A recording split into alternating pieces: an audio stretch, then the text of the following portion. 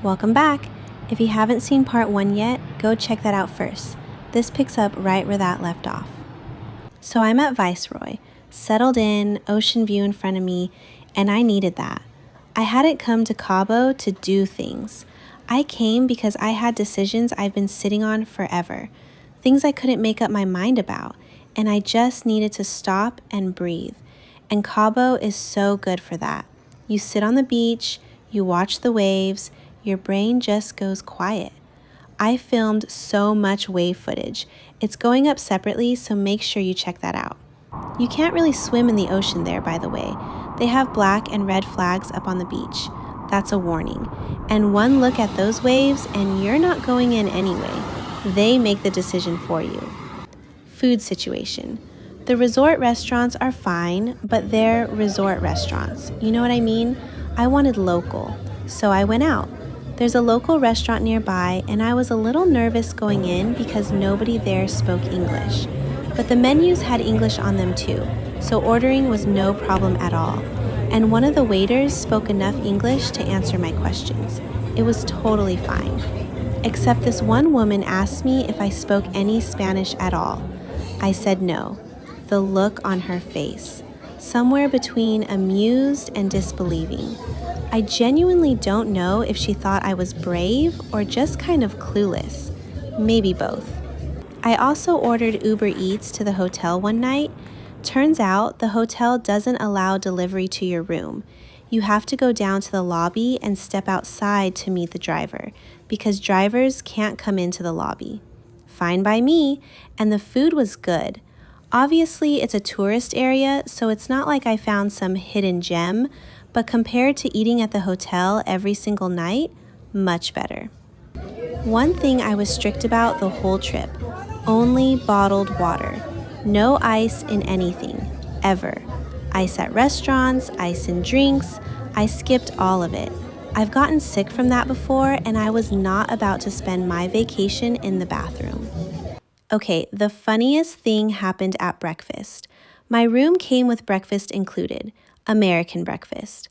The waiter comes over and I say, "Can you make the bacon extra crispy?" He goes, "No problem," very confident.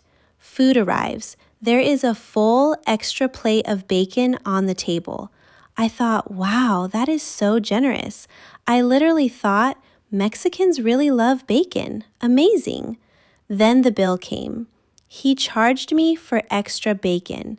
Extra crispy, extra bacon. Completely different things.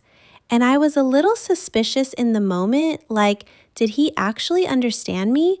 But he answered so fast and so confidently that I just went with it. He did not understand me. That is entirely my fault for traveling in a Spanish-speaking country without speaking a single word of Spanish.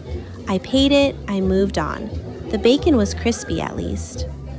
The art district was on my list. I walked there. Was a little nervous because the streets were pretty quiet. It was a weekday, but nothing happened. No weird people, no uncomfortable moments. I just walked around, took pictures, came back. Maybe because it's such a tourist-heavy area, they keep it well managed. Either way, the vibe was genuinely fine. Worth noting though, starting Thursday nights, there are events and markets there, live stuff going on. I went on a weekday, so I missed all of that, but if you time it right, you'll catch a lot more energy there. So there I was, from my room, watching the beach every day. And every single day, there was this guy out there with 3 horses, saddled up, standing in the heat, waiting for tourists who wanted to ride. Out by 10 a.m., still there at 7 p.m., full sun, no food, no water. I watched this for 2 days, and it just sat with me. So I posted about it on Instagram. About 20 minutes later, I'm still in my room, still watching. I see someone walk up to the horse guy. I figured it was a tourist wanting a ride, so I didn't think much of it. But then their conversation ended, and the guy just started packing up, gathered his things, got his horses together, and left. I was like, okay, maybe he got a call or something. but something felt off. So after breakfast, maybe an hour later, same day, I went outside to check, and he wasn't there. None of the horses were there. Instead, I noticed two people on ATVs riding down the beach in the direction of where he used to set up. I thought they were just tourists at first. They weren't. They were police. I will never know for sure if someone saw my post and reported it. But I posted, 20 minutes passed, that whole chain of events happened, and in the 2 full days before that, nothing. The timing was just too much of a coincidence. I really hope they move toward a system where horses are only brought out when someone has actually made a reservation. Horses need to eat pretty much constantly, and standing in that heat all day with no food or water, that can be genuinely dangerous for them. Anyway, going home. I pre-booked an Uber to the airport. Driver didn't speak English, no problem. He had the destination in the app. Except he dropped me off at the international terminal because he assumed I was flying back to the States. I was flying to Tijuana, domestic terminal, completely different building. I went up to one of the staff working there and just asked in English, and this guy spoke perfect English, no accent at all. Makes sense for the international terminal. He told me I needed to get to a completely different terminal, and it was going to be about a 10 to 15 minute walk in 90-degree heat with full humidity. I walked it, head to toe, drenched. But I got there in about 10 minutes, moving fast, and along the way, a couple of cars slowed down and called out, "Uber?" So apparently, if you're mid-walk, you can actually catch a ride that way. I was already halfway there, so I just kept going. And then I saw a Starbucks inside the terminal, and I thought, I'm in an airport.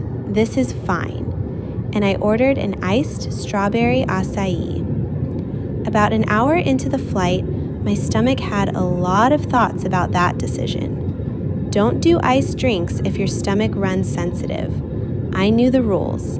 I broke them at the finish line. Learn from me. Coming back through CBX into the States, there was a line. The sign said an hour to an hour and a half. It ended up being more like 30 to 40 minutes, which was totally manageable. Facial recognition, then passport check.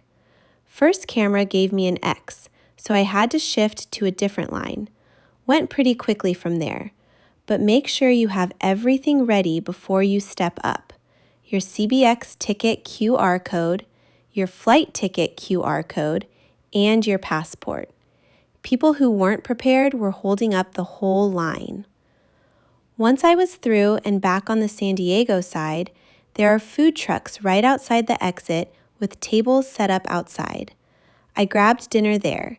Nothing fancy, but exactly what I needed.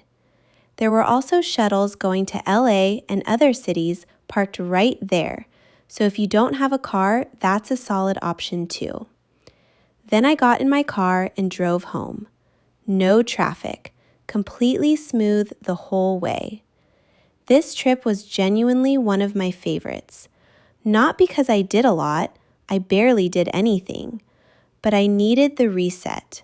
I got the reset, and I walked across an international border on foot for the first time in my life. I stayed at Viceroy, spent most of my time sitting on the beach doing absolutely nothing, and came home feeling clearer than I had in a long time. I didn't even make it to Cabo San Lucas. I stayed in San Jose del Cabo the whole trip. I heard San Lucas has a totally different energy, so that's probably a whole separate adventure. If you've done CBX or have tips I didn't cover, drop them in the comments. I'd love to know what I missed. And the beach footage is going up soon, so keep an eye out for that. See you in the next one.